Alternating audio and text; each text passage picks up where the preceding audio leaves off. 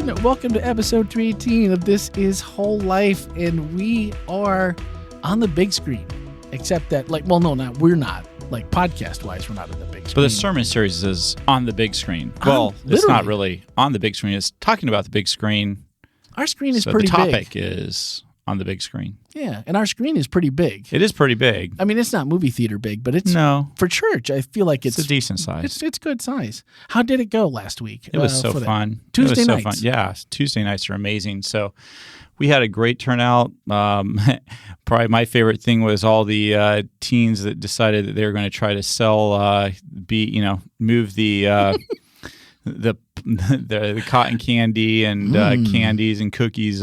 Their business is kind of like the old lemonade stands. You know, when you used to set up a little lemonade stand by your house and try to sell lemonade. I think they did all right. Yeah. I think last week I felt like the first movie that we picked, Good Night, Good Luck, was probably a little bit more of an adult kind of an older person would probably enjoy it a little bit more. Probably shouldn't say adult film. You might get the wrong idea. Yeah, that an would older person. A person with more maturity in life. Yeah, it probably wasn't interesting for kids that much. Yeah, it probably wasn't like communists and and black and white. What is this? I mean, we're dealing with high def TV and we're going back to black and white. What is this all about? So this doesn't look like anything I've seen on Netflix lately. No.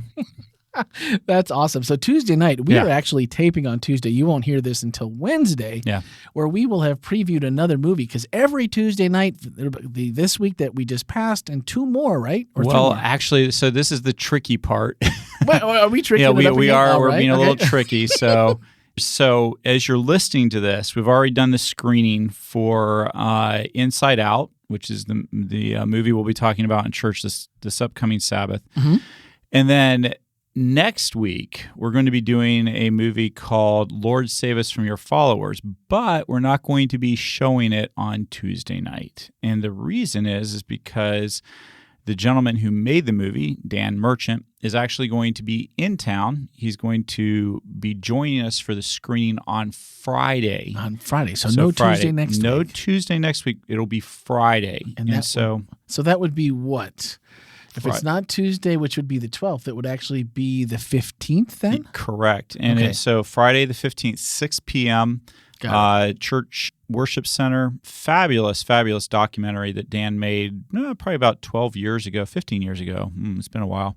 Okay. And Dan will be here to talk about it. That's going to be fun that Friday night. He'll be joining me during the service on Sabbath. And then Saturday afternoon, we have plans to have him screen two of his new projects that have just come out on PureFlix. PureFlix, all right. And so, in fact, at least one of them is the number one movie on number one TV series on on PureFlix right now. So I like that. It is. It's pretty cool. It's pretty touching. It's the ongoing story of a hospice nurse, and that if it sounds a little heavy, Dan does a good job of weaving enough humor in there. A little bit of humor to keep you that stay slightly above ground. Although I wept several times during the pilot. So, but anyway, he'll be showing that, talking about that. So it's going to be really fun to have Dan in town to talk about that the following week. And then after that, we'll have 2 more weeks after that. We'll have again back to Tuesday nights, and I think the next one is Something the Lord Made, another fabulous movie, and then the final movie of the summer series will be A Beautiful Day in the Neighborhood. Tom Hanks playing Mr. Rogers. My God! So this is going to be a movie series. I haven't seen any of them, and I feel good about that because I kind of wanted to pick movies maybe people hadn't seen or maybe not be as popular, but I had a couple criteria I had to think about when I was picking. Firstly, it needed to be one I felt good showing in the worship center. Yeah, that's always good. Yeah, that's a good one, and I needed to be able to preach on it and have something that I thought was worth talking about. And then that last one, so. Well, if it's Wednesday and you're listening to the podcast and you did not attend on Tuesday night to see the movie for this week, Inside Out, that is available on Disney Plus. I don't know if it's available anywhere else online anymore. I believe you can get it on Amazon Prime. Oh, okay. I just might be able to rent it there. I just purchased it. Yeah. Oh, okay. So yeah, that's always a. And you can go probably to almost any place that sells DVDs, and I know that's probably what? I know nobody does that anymore. But is that box thing that used to sit outside the kind of like a vending machine? I know, right? Okay, but you can check out the movie before that, because this is another one that I've wanted to see but haven't, and certainly Good Night and Good Luck was something that I've wanted to see growing up in Wisconsin. Everyone knew about McCarthy and heard about it. Even if it wasn't your time necessarily, everyone knew about it. And it's something that I didn't get a chance to see it yet, but I'm going to. If you missed the actual seeing of the movie, just as a premise, I wanted to read you the storyline, which is a little outline they give you on IMDb.com, which is the internet. Which movie are we talking about right now? This is Good Night and Good Luck. Okay, cool. That's what we're going to talk about. So in the early 1950s, the threat of communism created an air of paranoia in the United States, and exploiting those fears was Senator Joseph McCarthy of Wisconsin. However, CBS reporter Edward R. Murrow and his producer Fred W. Friendly decided to take a stand and challenge McCarthy and expose him for the fearmonger he was. However, their actions took a great personal toll on both men, but they stood by their convictions and helped to bring down one of the most controversial senators in American history. I've seen a lot of snippets from the movie. I've seen different pieces and parts, but I have not seen the entire movie. But it didn't surprise me when your two themes, and you were going to give everyone a chance, like, hey, check out your sermon. Do you want to go this way or that way? And fill in the blanks. And then what did they do at first? I was at second. Did they choose both? I didn't do that. I didn't give them a choice at first. I just knew that they would be able to handle both. So. They'd be able to handle both. So, all right, first, you were trusted right from the get-go. Second, well, we wavered a little bit. Well, I just wanted to make sure, I love it. But using media well and standing up for what is right, you started pretty early on with a quote from the film, which was a quote from Edward R. Murrow. And he said, "This instrument can teach, it can illuminate, and yes, it can even inspire, but it can only do so to the extent that humans are determined to use it towards those ends. Otherwise, it is merely wires and lights in a box. Good night and good luck." Wow. Wires and lights in a box. It's just stuff. That's a very famous speech that he gave to a kind of a broadcasting group association, and became known as the Wires and Lights speech. I believe he gave it in 1958. And it's such a great quote in my mind, just because it really kind of hits to the point of when it comes to television, the internet, or anything else, it's really not so much about the technology as what we're doing with it. Right, yeah. And that's the point that Murrow is trying to make there. To think that it can illuminate, it can inspire, and teach, but only to the extent that we are determined as humans to use it towards those needs. And otherwise, it can be used to mislead, to deceive. It can be.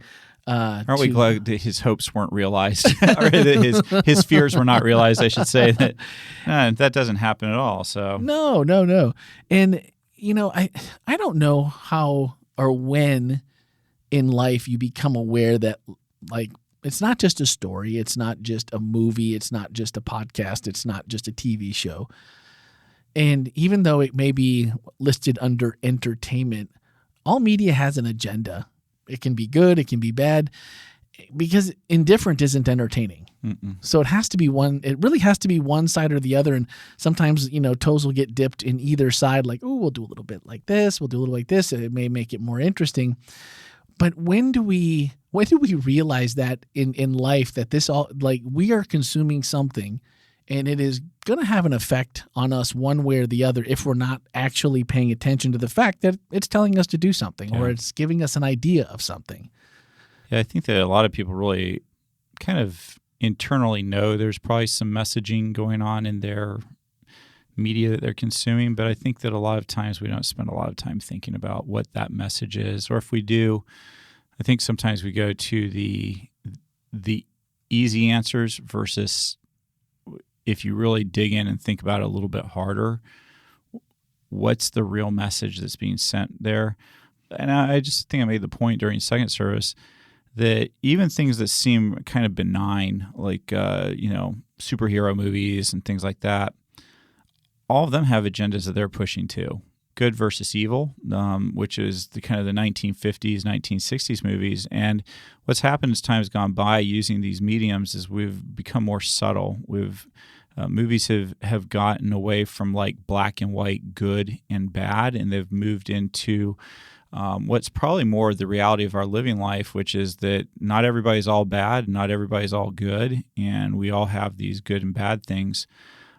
But one of the things that can do is you start telling that, it can erode trust in humanity and in goodness as you watch this, and as different people that you trusted are portrayed as being good but also being corrupt. It can really shape some things. And so I think one of the things we really in particular have to think about is that with our children, adults are a little bit more able to handle abstract thought, but children can have a real difficult time with it. And so we need to be careful what we're letting our kids watch. I so appreciated that. That was something that the media that we allow kids to watch, I totally agree. And when you had mentioned kind of how you and Rochelle have taken your stance on, we're going to hold you back from watching things that we just don't think are good for you at this time. They're not, there's nothing beneficial necessarily that, wow, we need you to see this because this is so good, or, just really keeping track of what's being viewed. And we've done the same. And I don't know why it's always been such a hot button issue. I guess everyone sees it a little bit different. And in our day, there were a group that, very few of our church members whose kids you can go to a movie theater if you want. There was your guardian angels don't go in with you, but if you want to take that risk, you go ahead. But yet at the same house, you could go to the house and watch pretty much anything you wanted as long as it was on VHS. Oh yeah. It was not the content, it was the location. Right. Which one of our friends pointed that out to someone. And everyone's like, shh, don't do that. We're not going to be able to watch any movies anywhere if you convince them of this. But what we put in our kids' minds, and I know everyone's got a different idea of what and when, but when you said screen time and the studies that have come out about that, and then not only screen time, even if it's good screen time, it can be bad. But then if it's other things that they're just not ready for yet, that's a tough one to undo. And you can see it in so many people whose kids have a lot of access. And I don't want to throw rocks either, Yeah, it's though. a little interesting and a little terrifying, actually, if you think about it. But Rochelle saw a study and shared it with me, and I'm trying to remember where it was from because it would be worth sharing, that on average, children who view or teenagers who view sex on the big screen or in TV, they're about 2 years away from becoming sexually active on average. So the first time they watch it on a screen, they're about 2 years away. And so, that's one of the things you want to think about a little bit. If you're like, okay, am I ready for my child to be viewing sexual activity on screen? Am I ready for them to be having sex in 2 years? Which is, this is not an ironclad. This is, right. But at the same time, I believe that, the study said that on average it was about 2 years after that. And what happens is that if you normalize and say, hey, this is okay, and this is, a lot of people are doing it, and this is all right, it normalizes it for people, and it normalizes it for your child. And your child, who, again, at a younger age, is going to have a harder time making the abstract leap that maybe this isn't a good idea for me. And who's right, mom or dad, or is it everybody else? Everybody else, yeah. Now, on the other hand, let me just say, one of the things that we all know with our teenage kids is we can't really, unless you box them up, never let them visit a friend's house ever.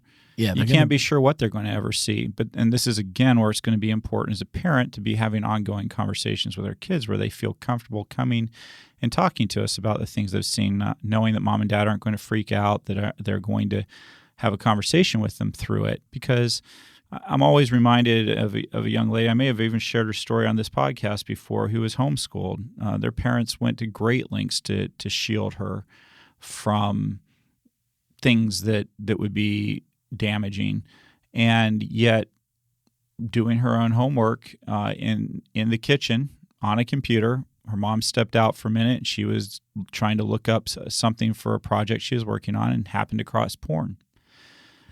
And from that moment on, kept trying to access it, and did. And this is somebody, again, who has very aware parents, people who are paying attention, who were right there with her. So again, what I would just say, and it had a pretty major impact on her life. I guess where I want to go with that is this is where it's important to be having those conversations with our kids. It is absolutely impossible to protect our child from everything that can go wrong in life. And so that's why it's really important to be having those conversations with your children where you're not going to freak out, I call it the flinch test. And teenagers and young adults love to do it. They love to go ahead and say something and see if you flinch. And if you do, it tells them something. It tells them, ooh, I'm getting a rise out of this person in a way that maybe they want to, or maybe they think, oh, that upsets Ken. I better steer clear of this subject with him. And when it comes to our kids, we want to be having a conversation on all these topics. And instead of making large, blanket, sweeping statements, it's good to ask questions. Ask them, what do you think? What are you noticing? What do you see out of your friends? Do you have friends that are doing drugs? How does it seem their life is going? What's going on with that? And the more honest and sincere versus leading you can make it, those questions, the better. But again, when it comes to movies, when it comes to TV, it's really important that we live in a world that's saturated with it. So to think that our children are never going to watch this, they're never going to see it, is actually doing them about a disservice. I'll tell you one of the things that I'm struggling with right now. I'm struggling with 2 children who have driver's permits, and I prefer to drive. Oh, yeah, me too. I just prefer to drive, and yet I know that my children need to get to practice doing it on their own with me in the passenger seat. Yeah. As adults, we can shuffle off the responsibility of teaching our children how to consume media, how to think about it, how to process it. We can shuffle it off and hope they figure it out on their own later on in life or from somebody else. Or we can walk alongside them in the passenger seat, allowing them to make some mistakes here and there, but being there beside them. And I think that's really important.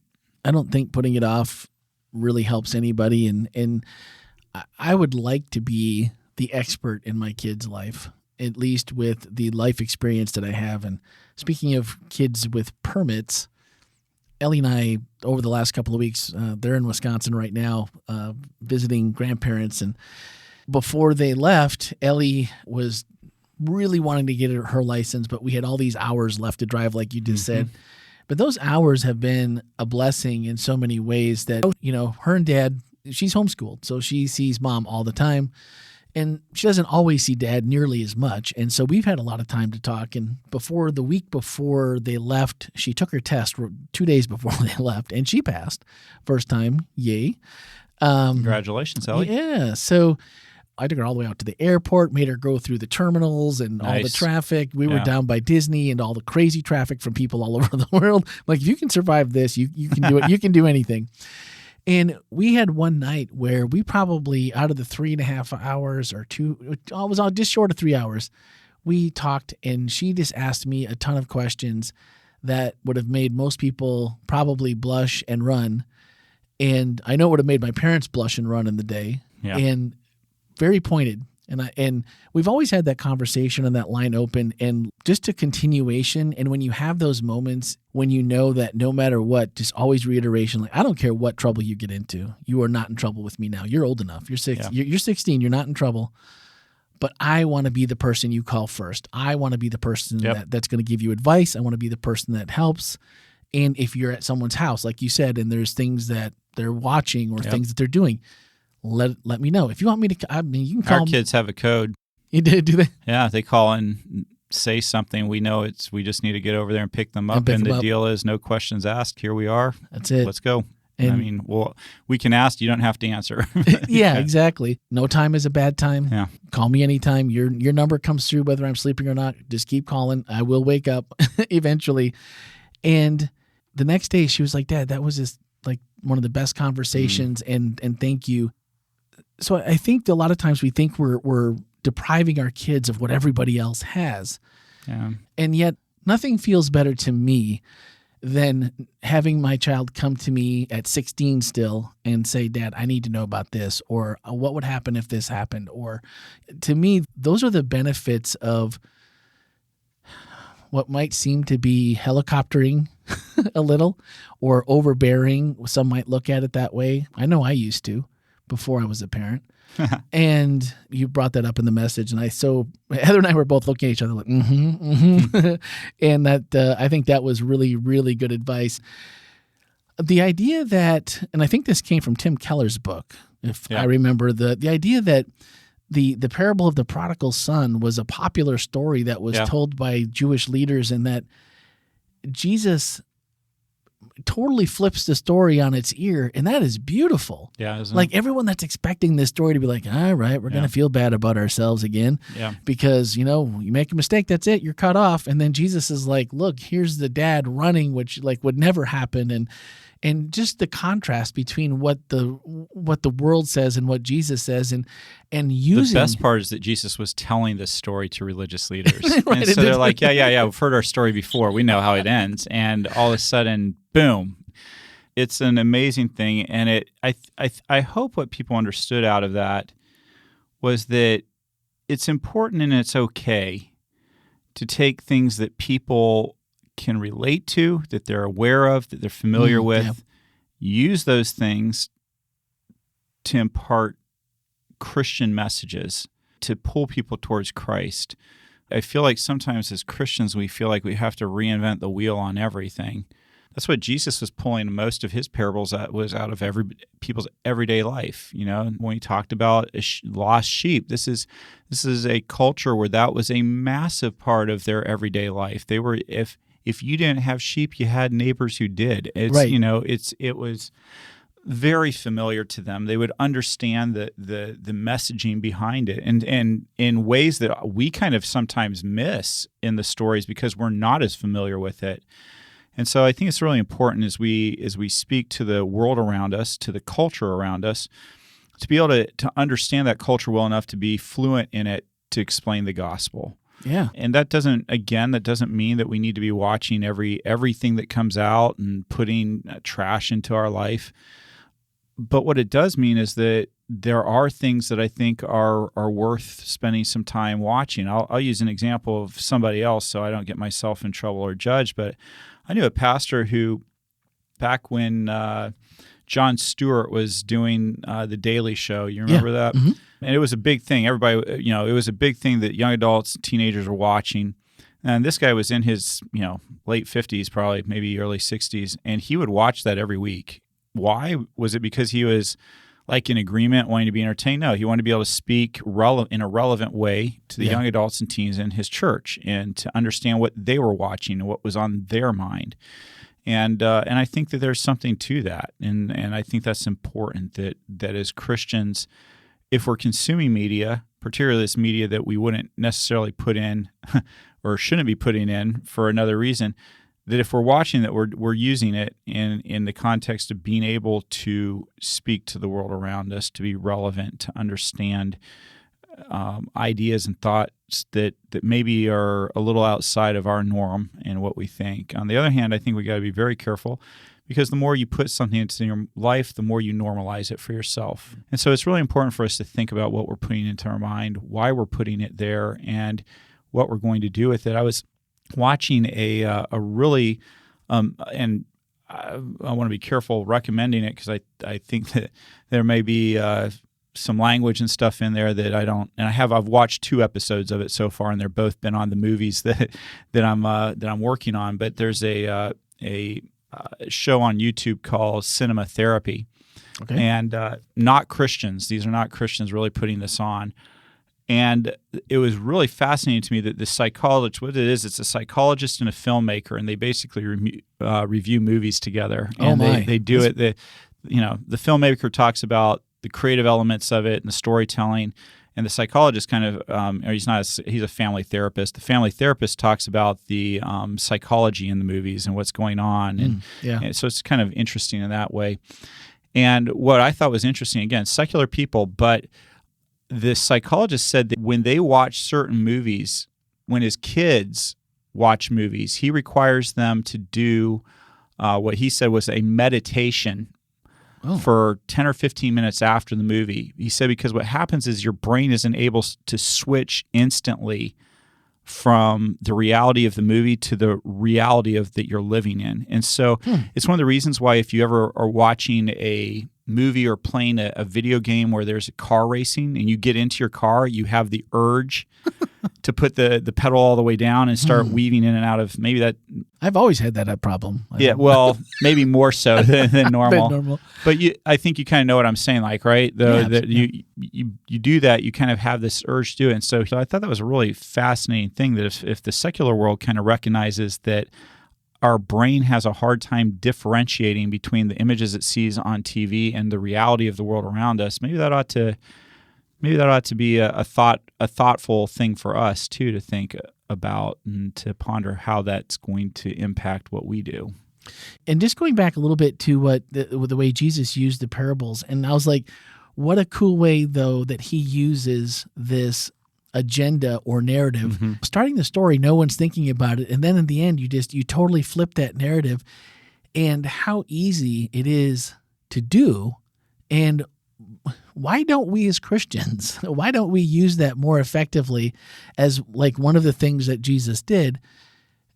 Is it because we're afraid of being of the world and not in the world, that whole thing? And, the quote that you gave from Ellen White, one of the founders of the SDA Church, that said, here's Jesus. He used it because it was effective. Yeah. And he was good at it. And it just seems like there's such a pushback to media at least in Adventism and even in Christian circles. The other side does it so well, and anymore it's not a secret. Like it kind of used to be secret. Now it's just out in the open, and it's like we're being obvious with it. And so outside of maybe The Chosen, which has come out and really challenged the status quo of what Christian programming can be about and the quality that it can be in writing, in all these things. Yeah. To me, it's exciting. Yeah, it is. But it is, and I'm thankful for programs like The Chosen that are pushing for a higher degree of excellence. I think that a lot of Christian movies are very difficult to watch just from they're sloppy, and it's a shame because we can produce a great product too. Yeah, there's a ton of talent. And so it's always interesting to me that Christian movie producers do very well when they actually put out Christian movies with Christian themes. Think about, from an Adventist standpoint, there's the story of Desmond Doss that was made into a movie called Hacksaw Ridge, which R-rated, so weren't going to show that at the church. Yeah, of course. But talking about graphic movie scenes that movie has them in it, and yet it's making a pretty, for Seventh-day Adventists who watches that, they'll see a lot of the belief system of the Seventh-day Adventist Church played out in that movie. And one of the beautiful things about a movie is that, again, for better or worse, the things about a movie is that when you're watching a movie, you're putting yourself in somebody else's shoes. You're experiencing what they experience. You may not understand this, but your mind has a very difficult time telling between yourself and what's happening in that movie. So that's the power of a movie. In a story, it's kinesthetic. Kinesthetic means that something you can touch and manipulate. A movie is kinesthetic because your mind is putting yourself there and you're in that space. So again, this is where as Christians, we could use these stories to help people understand Christian concepts, to know Jesus better. I think The Chosen is doing a terrific job of doing that. Yeah. And so I think I really commend Christian filmmakers out there who are able to tell a good story and push people towards understanding God better at the same time. We're really uniquely situated in a time and place where it used to be a movie camera would cost hundreds of thousands of dollars, studio gear to do different things, audio. And, here we are sitting in a small room with some pretty nice microphones that weren't horribly expensive, and some gear that for a couple $1,000s, you can make a podcast that sounds as good as anything in the podcast world. And it's all about content. If you have a gift, or if you have an inkling, if you're a writer, or if you're someone who can speak well, or you have great ideas about how to make Jesus more accessible, now's as good a time as any for a pretty small budget to be able to make something that can have a really large impact. Absolutely. That was one of the fun things about watching Good Night, Good Luck. I enjoyed some of the technical parts of it. You're watching these 1950s folks take a film like literal film, and play it off of a movie projector onto the walls as they're watching the interviews that they've done. When they're recording them, they've got these, massive cameras with the, kind of reel to reel on them. And then I was kind of comparing it to when I worked in television news. Our station hadn't really made the huge digital leap. And when I started off, they were still recording on VHS tapes. I mean, that kind of thing. And so you'd throw them into the machine, capture everything off of there that you needed to capture, and then you would edit digitally after that. But it wasn't like you had a card and you just took it out, stuck it on your computer. It wasn't even like in the same way that today, if a viewer is taking video of something that's happening, they can send that video to you and you can pop it on the screen, and it looks pretty decent, Yeah. So, to your point, I mean, it's very, if you have a smartphone, you're pretty much capable of putting out a pretty decent product, and that's not a bad place if you're trying to do something media-wise. It's not a bad thing just to start. I mean, you can make some pretty decent movies with just a smartphone. I was curious. I hadn't looked at our overall downloads on the podcast for a while, and in the little over 6 years we've been doing this, we've had over 33,000 listens. As far as podcasts go, I mean, if you listen to something, NPR or something like that, they've got millions of downloads, of course, but we're not NPR. And, we don't really advertise the podcast outside of our congregation and whoever has found it. But that's 33,000 impressions that God has been able to use through the Holy Spirit. And in 65 different countries, which blew my mind. I hadn't looked at it for a while. Last time I checked, it was about 45. Wow. And so just to think about the little bit that we do here, it made me think about a couple years, the impact that we can have. And I want to get to the questions because we had a bunch of them. But when you talked about standing up for what is right, and in his quote about standing up to Senator McCarthy, the thing that really stuck out to me, Murrow admits that it's not that he's always been right or wise, but he attempted to pursue the truth with some diligence and to report it, even though he knew that he was going to be facing off with McCarthy and that there was going to be consequences. He was going to be dragged through the mud at minimum, and of course it was worse than that. And that he chose humility when it would have been easier to, and maybe tactically, to win the argument McCarthy style, but instead he just chose to be the more humble route. Keep it real, keep it honest, keep it transparent, and go, I know what I'm getting myself into, but this is right and this is wrong, and I'm going to go for it. And I thought that the humility that he showed there by just choosing that as his route to take against McCarthy, it was probably even more effective just because of the stark contrast between the two styles of them. And I thought if that was a lesson that we could take out of there, that maybe all of us could use a little bit more of, probably. Yeah.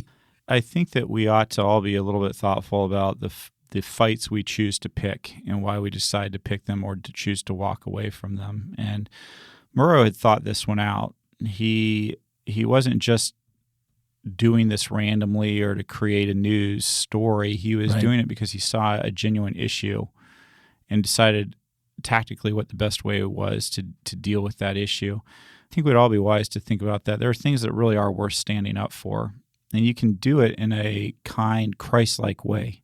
You don't have to be mean or aggressive, but you can be straightforward. You can speak truth, and you can do it gently but firmly. And I think that's important. I think people need to be able to really speak up, and they should be speaking up for things that they see that are wrong. You're not doing anybody any favors if you see something that's really messed up by not saying something. Yeah, there's a lot of unpopular takes, and sometimes, like you said, that's just a matter of, do I want to go there, and is it that important? And if you decide that it is, then you do have to take that medicine when it comes your way. So, questions from the response. Let's see what we have here. Anonymous asked, what are some ways we can identify if we are mature enough to make wise, discerning decisions regarding what we watch, both TV, social media, and what we're listening to? What are ways that we can know if our kids or nieces or nephews, how can we know if they're mature enough? Yeah, that can be a little bit difficult. I don't know that it's a black and white answer to it where it's like, do this, don't do that. One of the things I would encourage is that if you're in doubt about it, don't. If you're not sure if you should be watching it, don't watch it. If you aren't sure if you're up for that maturity level, don't. If you're not sure if your child or niece or nephew, and what I would say is if it's not your child, you best ask their parent or guardian what their opinion are and respect it. You don't have to agree with it, but respect it when they give it to you. That's super important. And if you have certain issues, it's probably not a good idea to be viewing them on a regular basis on the big screen. And when I say issues, I'm not trying to be vague. I mean, there's just a lot of different issues. Point is, if you're watching movies and TV, be thoughtful about what you're putting in. If it's something you're struggling with and it's being normalized in that, maybe watching that's probably not a good thing. Might not be for you. There's things that Rochelle can watch that I can't. It doesn't for me. I watch it and it creates problems for me. It doesn't create problems for her. And there's things that I can watch that don't bother me at all and don't jump into my spiritual life, that for her, that's just a no-go. Yeah, no, for sure. So, and I think what you said before about, you don't have to agree with everyone's decisions. You can just respect it and go, that's not for me, and move on. But, FOMO is real sometimes too. I think that's the other part where it's like, well, everyone else is watching it and it's probably pretty good and I'll probably be fine. So maybe I'll do it. And, maybe that's where you should probably be the most worried. I'm always worried when FOMO comes and it's like, that's not a good reason really to tempt fate or anything else. All right. Ashton wants to know, how do we approach truth changing, such as science and the human experience evolving? Well, yeah. And you say truth changing. Truth doesn't change. It stays the same. Now, our understanding of what truth is can change. And so that's a really interesting question, because if we're talking about where you change the truth to a lie, that's a problem. Whereas if you have a greater understanding of truth that changes what you thought originally, that's a good thing.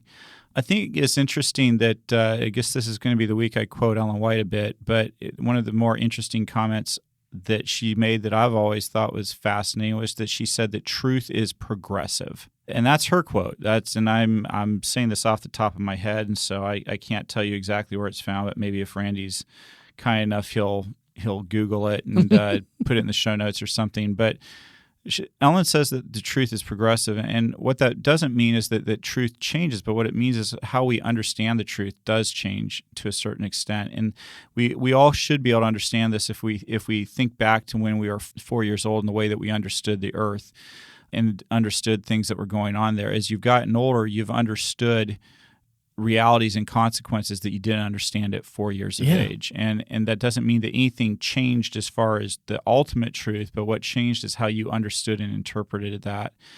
And so I think that what we have to do is we have to always be willing to study the Bible and to understand what's happening in the world around us, to be open to learning and to growing. At the same time, we have to be cautious not to throw things out unnecessarily, and to be very careful about when we do change our ideas drastically on something. Why are we doing that? Is it because everybody else is doing it?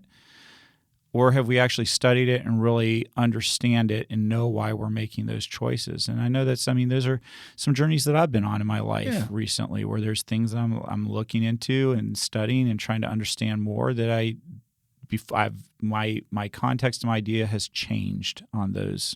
And things. To be patient with people who might be a couple of steps behind us in their understanding, or many steps behind. Yeah. And that's, be patient, be kind, be loving, be grace-filled. Yeah, that's awesome. All right. Richard wants to know, what are some practical questions we should ask ourselves when consuming media so we can avoid it just being entertainment? And maybe what you said before from that YouTube thing, just kind of decompressing afterwards and kind of going past and thinking about, what did we learn? Was there anything positive? Was there negatives? How am I, and maybe breaking free of it a little bit? Yeah, I think one of the questions to ask yourself is, why am I watching it? Oh, there you go. Why? What am I hoping to get out? Am I looking to be entertained for 2 hours? Is that I'm just filling time for 2 hours?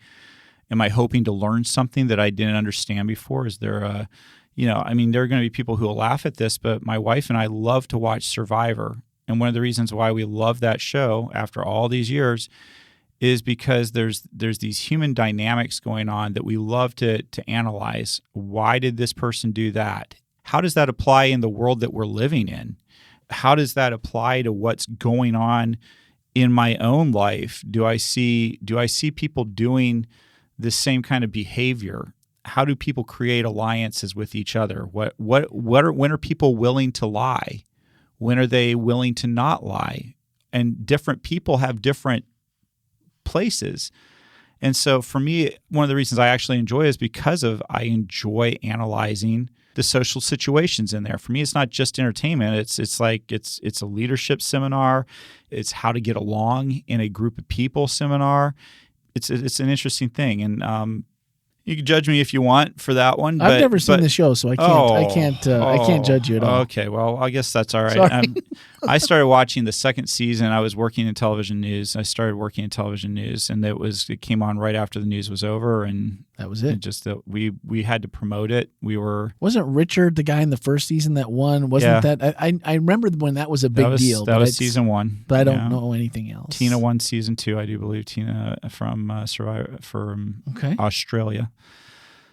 Survivor Australia. But anyway, point being, why are you watching it? What are you hoping to get out of it? Are you learning something from it, or is it really empty calories? And there are going to be some people who say you should never eat empty calories. I'm not one of those people. Yeah. After it's over, what did I learn? What messages were sent to me? How am I going to apply the things I learned in there? How am I going to not apply some of the things that I learned in there? I think those are all questions that we should ask ourselves. Alicia wants to know, how would you suggest facilitating a truly open discussion without emotions interfering and dictating the course? I think emotions are always going to interfere and dictate to a certain extent. So come watch Inside Out. If you didn't already watch it. I hope you came and watched it, Alicia. And if you didn't, watch it at another time. But it's going to talk about how emotions are an important part. But it's how we control those emotions rather than letting them have control over us. And so how do you have a healthy conversation, without emotions taking over? Again, you have to identify the conversation you want to be having. You need to ask yourself what you're hoping to get out of it. And then you need to go ahead and be curious, as opposed to trying to win a debate. If you want a great book to read on the topic that you're asking about, Alicia, I highly recommend Crucial Conversations. The book has been out for a long time, but in spite of that, our pastoral team, our staff at Whole Life Church, are actually reading through that book together right now. It's a good one for how to take and have crucial conversations when the stakes are high and it matters, but doing it in a way that doesn't let emotions run the conversation. It's okay to feel emotional. I mean, when somebody attacks a belief that you hold dear, you're going to feel something. Yeah. But it's what you do with that feeling that's going to matter. All right. We've got a couple more, but 2 of them are going to be a little bit longer. So we'll go with AAA asked, do you think the SDA community is declining as the world becomes more accessible? Well, no, the Seventh-day Adventist Church is actually growing as the world becomes more accessible. It's just not growing here in the United States. It's growing in a lot of other places because the world is becoming accessible. Other places are hearing Seventh-day Adventist beliefs, and people are being proselytized. And one of the questions I think we ought to be asking ourselves here in the United States is the reason why things aren't growing here, is it because people genuinely in the United States just don't resonate with what Seventh-day Adventists believe, or is it because we have a problem with the way that we are sharing what we believe? Are we marketing it? Are we packaging it in a way that's relevant? And my suggestion is that a lot of things that we tend to do, when Seventh-day Adventist faith began, we used some pretty innovative techniques, and we were pretty innovative. We were one of the first denominations to really heavily use radio when it began. Same thing with television. And I feel like there's been somewhat of a decline in the way that we've used some of the more recent mediums, although the Seventh-day Adventist Church does employ them. But I'm afraid that sometimes we use some of these new mediums. We're putting old wine into new wineskins. So we're taking a message and not updating it for the current generation of people. Now, don't hear me wrong. I'm not saying change the truth, But I'm saying that sometimes the stories need to change, that the way that you tell the story needs to change and needs to be updated. And so those are all things I think that we should think about. And I would say maybe some of the stories need to be told by people that might look a little bit different. That don't look like somebody from the 1800s? Well, or even the 1980s, moving forward. But those are... I don't know, Randy. I like the 1980s. Well, that's where my childhood was spent, so don't pick on me. I'm not arguing much from the 80s. Don't pick on me for looking that way. All right. This is going to be a little bit longer. So this is a multi-part because this was a conversation happening within the text or within our chat. And this person logged in as none and don't know if this is a male or female, so we won't assume. But none asked or commented, "This sermon has caused me to question the stories in the Bible and being Adventist." And there was a response, "How so?" They responded, "What I believe in was all a lie." And then afterwards it was, can we go dig a little further? And he said, "Of course." So did he really feed the multitudes, meaning Jesus? Did he really heal the lady with the blood issue? It really caused this person, obviously, to think about these things. And what do you think?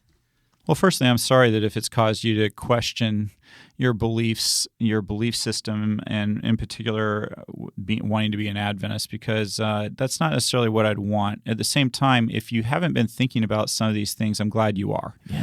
Because you should. I think that sometimes we take the Bible and we skip over the parts that don't make sense or that we feel uncomfortable with.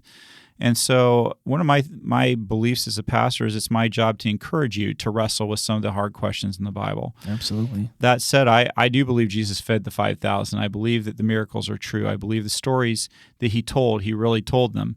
I think where none began to be concerned was that when I suggested that not every story Jesus told was a true story. And what I want to be clarify, none, if you're listening, was that the truth behind that story, that was true. But Jesus was not afraid to use a story, to create a story, to impart a truth. And that's not being dishonest. That's just using a story to make a point. And I'll go ahead and use an example of that that I've used at times with certain groups of people, that there's a old joke that's been modified to work for Seventh-day Adventists that says a Baptist preacher, a Methodist preacher, a Catholic priest, all showed up at the gates of heaven, and St. Peter let them in, and he said, "Would you guys like a tour of the place?" And they said, "We'd love to have a tour of the place." So he starts showing them around heaven and showing all the massive things, the angel choirs singing, and after a while, they start to approach this large white wall that goes way up high in the sky, and St. Peter goes, "Okay, I need you to be quiet while we kind of come through this area." And they said, "Well, why?" And he said, "Well, because on the other side of that wall are the Seventh-day Adventists, and they think they're the only ones here." And so when I tell you that story, I've never heard that one before. When I'm telling you that story, it's not because I believe that St. Peter meets people at the gate when they die, because I don't believe that. I believe that people sleep and they rest. But in order to make the point that I'm wanting to make, which is that Seventh-day Adventists are not going to be the only people in heaven, this is an effective way of conveying that through a story. And it's not me saying that the story is not true, but the point behind it is. And so, what I'd encourage you to do is to wrestle through some of these things that you find in the Bible. The Bible is full of truth. But the Bible is not the truth. The Bible tells us who the truth is. It's a person. It's not a book. It says Jesus. Jesus says, "I am the way, the truth, and the life." Jesus is the truth. The Bible has minor errors in it that don't equate to the Bible being wrong. They're just people wrote something down a little bit differently and made some typo errors. And what's important to understand is the Seventh-day Adventist Church has never, ever, ever taught that the Bible had no errors in it whatsoever. We've always taught that the Bible was given to human beings, that God inspired human minds to write down truth in that person's time and that person's way and their understanding of things. And so when we look at the Bible, we can have faith in it. We can believe in it. And at the same time, if a word is spelled wrong, we don't have to feel like God doesn't know how to spell or somehow there's some error there. It was a human being who made an error, not God.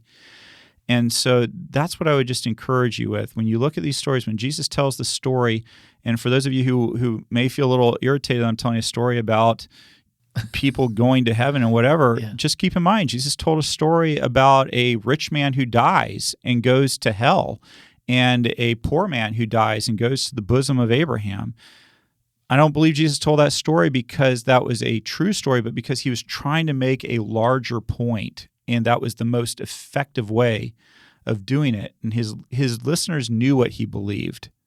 They knew what he believed, just the same way that those of you who are Seventh-day Adventists know exactly what I believe when it comes to what happens to a person when they die. Yeah. I believe that they rest until Jesus returns.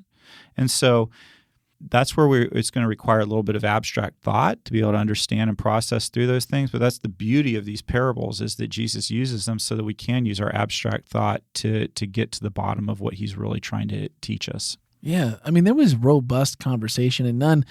I hope you are listening, and I hope that answers your questions a little bit and gives you a little comfort as you wrestle with those, because I really appreciate the fact that since we've kind of migrated our main viewing to the website, and people do join us on Facebook as well and YouTube, but the conversations happening in our chat every week are really uplifting.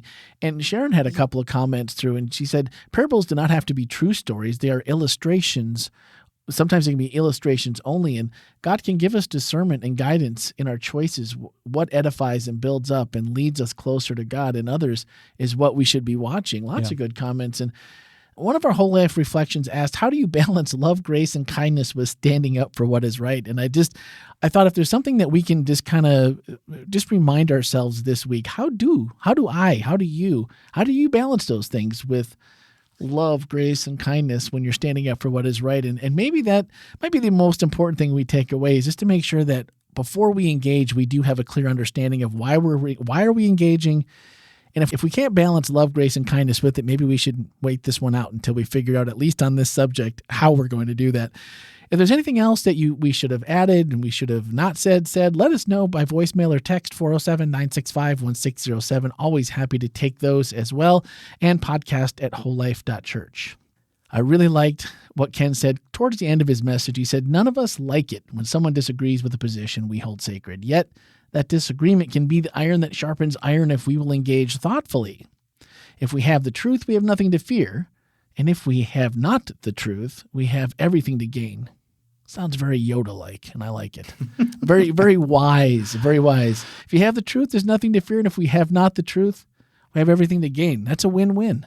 Win-win. All right, we are on to the next God on the Big Screen, Inside Out. That's the Disney Pixar we've already talked about a little bit, and I haven't seen that one either, and I'm not going to be available tonight because Tuesdays is my edit night. Come on, Randy.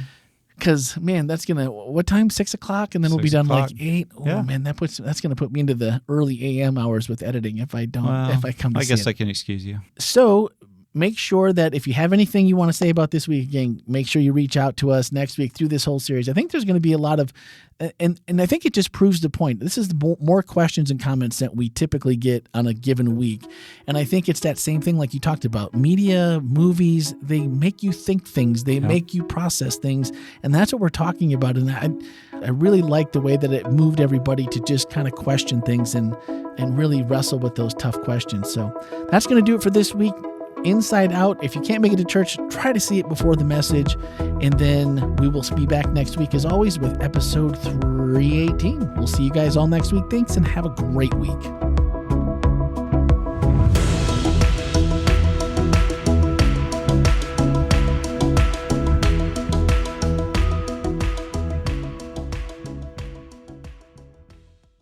$319 next week, right?